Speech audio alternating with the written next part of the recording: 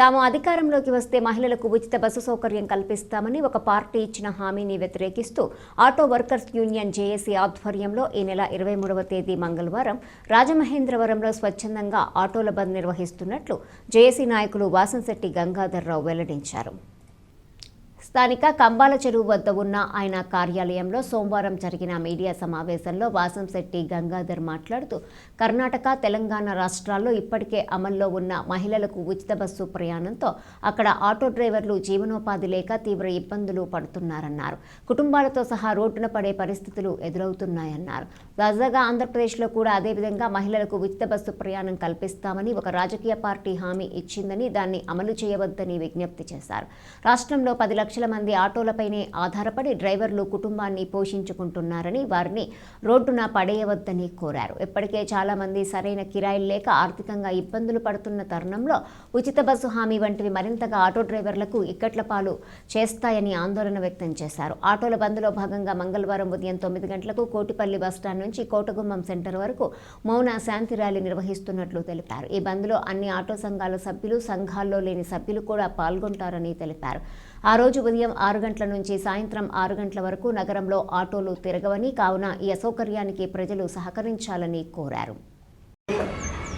మేము అధికారంలోకి వస్తే మహిళలకు ఉచిత ప్రయాణం అనేటువంటి కాన్సెప్ట్ని ఒక పార్టీ తన మేనిఫెస్టోలో పెట్టిన కారణంగా ఇప్పటికే కర్ణాటక, తెలంగాణ రాష్ట్రాల్లో ఆటో డ్రైవర్ల కుటుంబాలను రోడ్డున పడ్డాయి. ఇటువంటి పరిస్థితుల్లో ఆంధ్రప్రదేశ్లో కూడా ఈ పథకం అమలు చేస్తే దరిదాపు 20 లక్షల కుటుంబాలు, ఆటో డ్రైవర్ కుటుంబాలు రోడ్డున పడేటువంటి పరిస్థితి ఉంది. ఇప్పటికే తెలంగాణ అండ్ కర్ణాటక రాష్ట్రాల్లో ఉన్నటువంటి ఆటో డ్రైవర్ల పరిస్థితిని చూసి బెంబేలెత్తినటువంటి ఆంధ్రప్రదేశ్లోని ఆటో డ్రైవర్సు ప్రతి ఒక్కరూ మదన పడుతున్నటువంటి సమయంలో ఇవాళ ఏదైతే ఆ నిర్ణయం తీసుకున్నారో ఆ నిర్ణయాన్ని వెనక్కి తీసుకోవాలి. మేము అధికారంలోకి వస్తే మహిళలకు ఉచిత ప్రయాణం అనేటువంటి దాని మీద ఏ పార్టీ అయితే ప్రకటించిందో ఆ పార్టీ తన నిర్ణయాన్ని వెనక్కి తీసుకోవాలనేటువంటి ఆలోచనతో ఒకసారి నిరసన ప్రదర్శనని మేము పెట్టాం. ఓన్లీ 12 గంటల పాటు జనవరి 23 మంగళవారం ఉదయం 6 గంటల నుండి సాయంకాలం 6 గంటల వరకు కూడా మేము స్వచ్ఛంద బంద్ను ప్రకటించడం జరుగుతుంది రాజమండ్రి అర్బన్ జిల్లాకు సంబంధించి. అలాగే ఆ రోజు ఉదయం 9 గంటలకి కోటిపల్లి బస్టాండ్ దగ్గర నుంచి శాంతియుత మౌన ప్రదర్శన మేము మెయిన్ రోడ్డు మీదుగా కోటగుమ్మం వరకు సాగుతుంది.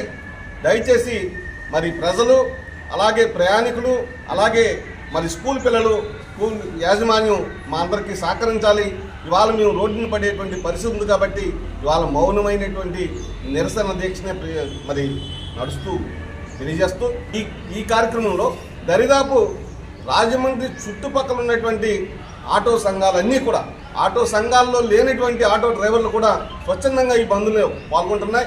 ప్రతి ఆటో డ్రైవరు తమ ఇళ్ల వద్దే ఆటోలు నిలుపుదల చేసుకుని ఉదయం 9 గంటలకు కోటిపల్లి బస్టాండ్ చేరుకుని ఈ కార్యక్రమాన్ని విజయవంతం చేయడానికి అందరూ సహకరించవలసిందిగా మిమ్మల్ని కోరుకుంటున్నాం.